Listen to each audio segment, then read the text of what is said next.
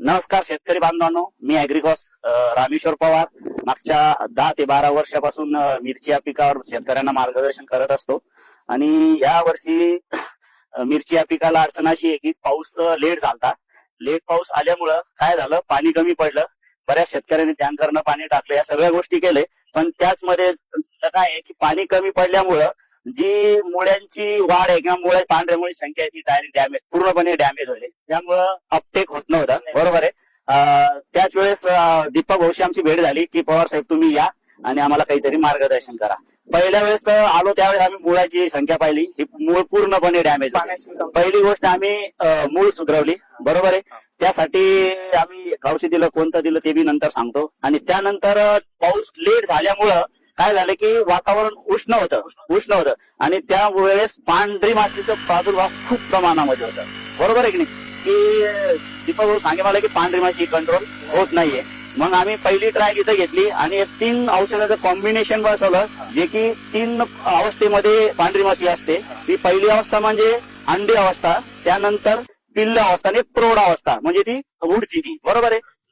जरी या पांढरी माशीला आपण काही फवारलं तरी 2 दिवसामध्ये तिचं आयुष्य ती खतम होते, पण ती त्याची उत्पत्ती वाढून जाते. त्यामुळे अटॅक हा ज्यादा येत असतो.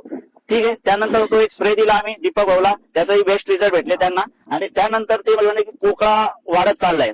कोकळा वाढत चाललाय म्हणजे सगळ्या रस शोषक किडीमुळेच हा कोकळा वाढत असतो.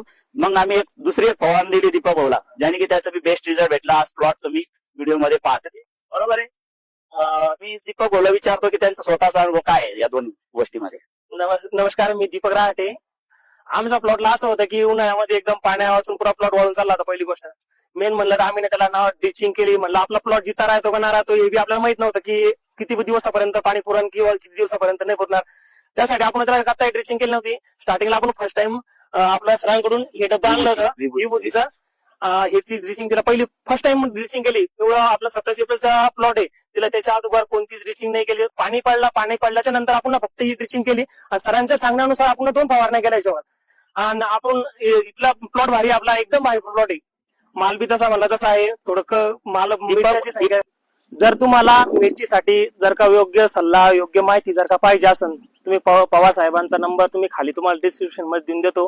तुम्हाला जर का चांगला माहिती जर का पाहिजे असेल, तुम्ही लांबी असेल किंवा जवळ असेल, जवळच्या माणसाला ते जवळ येऊन तुम्हाला माहिती सांगतीलच. जर का लांब असेल तर तुम्हाला फोनवर किंवा फोटो तुमच्या मालाचा टाकल्यावर तुम्हाला ते माहिती सांगतील.